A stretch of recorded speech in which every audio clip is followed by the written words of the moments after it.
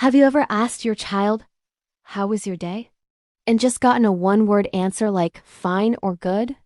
But you can tell from their slumped shoulders or their restless energy that there's so much more going on inside. It's a common struggle. Kids feel big emotions, joy, sadness, anger, fear, but they often don't have the words or the tools to express them. Instead, you might see sadness disguised as a temper tantrum, fear showing up as complete silence, or even overwhelming happiness looking like hyperactivity. This is why teaching our kids how to understand and express their feelings is one of the most important jobs we have as parents. It's not about fixing their emotions or making them happy all the time. It's about giving them a roadmap to navigate their inner world. When children can name what they're feeling, they can start to manage it. This skill helps them communicate better, build stronger friendships, and develop resilience that will last a lifetime. So, today we're going to dive into 7 practical, powerful ways to help your child open up and share what's really on their mind and in their heart. First and foremost, you need to create a safe emotional space. Think of it as building a little haven where all feelings are welcome, no matter how messy or inconvenient they might seem. When your child is crying, our first instinct might be to say, "Don't cry," or "You're fine. It's not a big deal." We mean well, but these phrases can accidentally send the message that their feelings are wrong or unimportant. This can cause them to bottle things up.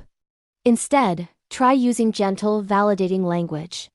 Something as simple as, "I can see you're really sad right now," or "It's okay to feel angry sometimes. I'm right here with you." When you do this, you're not agreeing with the behavior, but you are acknowledging the emotion behind it. You're telling them, "I see you, I hear you, and your feelings are valid." A child who feels seen and accepted, not judged, is a child who will trust you enough to share their vulnerabilities. This foundation of trust is everything. It lets them know that your love isn't conditional on them being happy all the time. It's there for them through the storms too.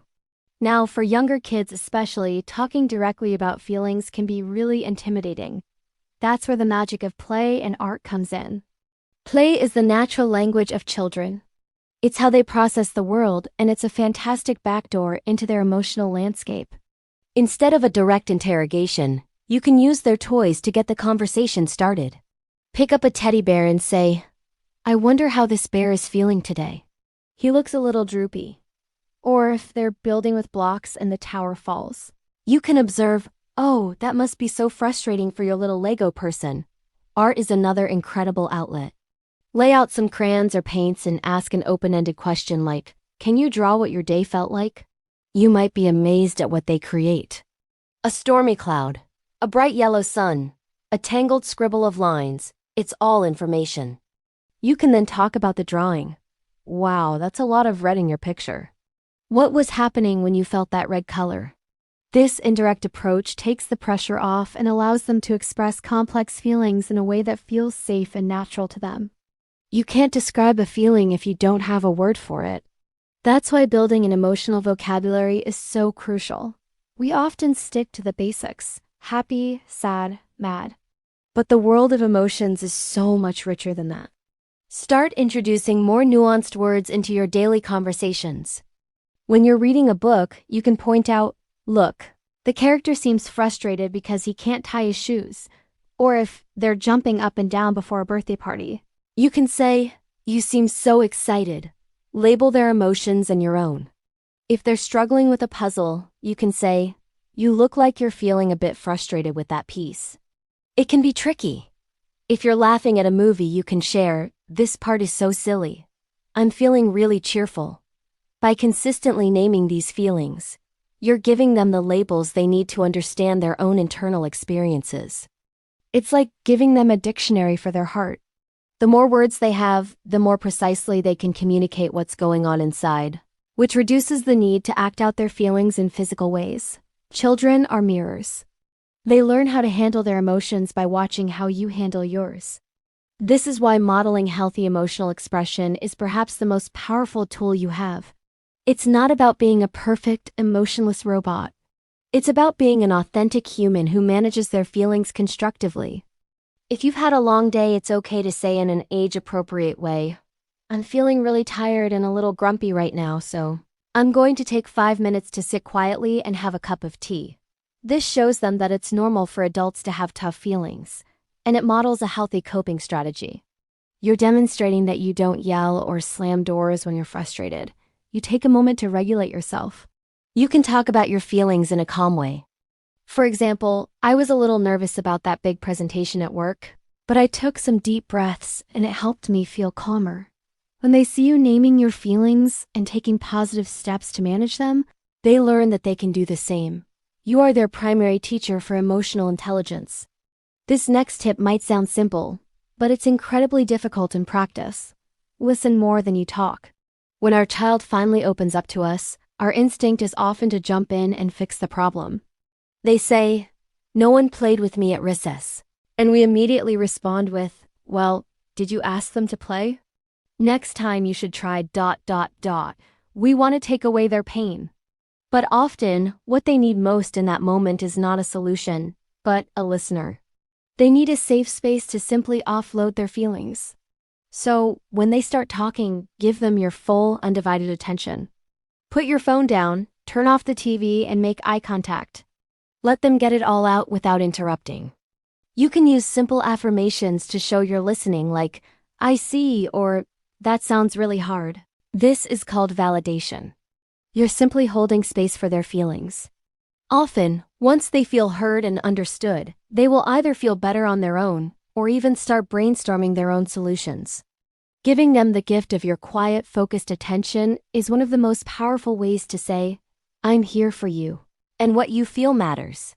Stories are a wonderful, non-threatening way to explore big feelings. Children can see characters navigate difficult situations and learn from their experiences. Make books about emotions a regular part of your reading routine. There are so many fantastic ones out there, like The Color Monster, which links colors to feelings, or How Do You Feel, which gives names to a wide range of emotions. As you read together, pause and ask questions. How do you think the rabbit felt when his friend took his toy? Or, what would you do if you were in that situation? This helps them develop empathy and see that their own feelings are universal. Stories provide a safe distance. It is easier to talk about how a character feels than to talk about their own feelings directly. Through these fictional journeys, they can process their own real-life emotions and learn different ways to respond to them. It's a gentle, effective way to build their emotional library and understanding. Finally, knowing what you feel is one thing. Knowing what to do with that feeling is another. This is where we need to actively teach and practice emotional regulation together. When a big feeling like anger or anxiety hits, a child's brain can get overwhelmed. They need simple, concrete tools to help them calm down. One of the best is deep breathing. You can make it fun. Let's smell the flower. Breathe in through your nose. And blow out the candle. Breathe out through your mouth. Practice this when they're calm, so it becomes a familiar tool they can use when they're upset. You can also create a calm down corner in your home. This isn't a timeout spot, but a cozy, safe space with pillows, a soft blanket, and maybe a few calming items like a stress ball or a picture book. You can say, "It looks like you have some big feelings right now. Would you like to go to your calm corner to help your body feel better?" You can also teach them to take a break or count to 10.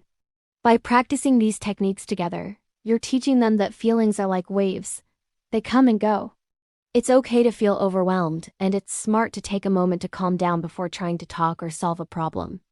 Helping our children learn to express their feelings is a journey, not a destination.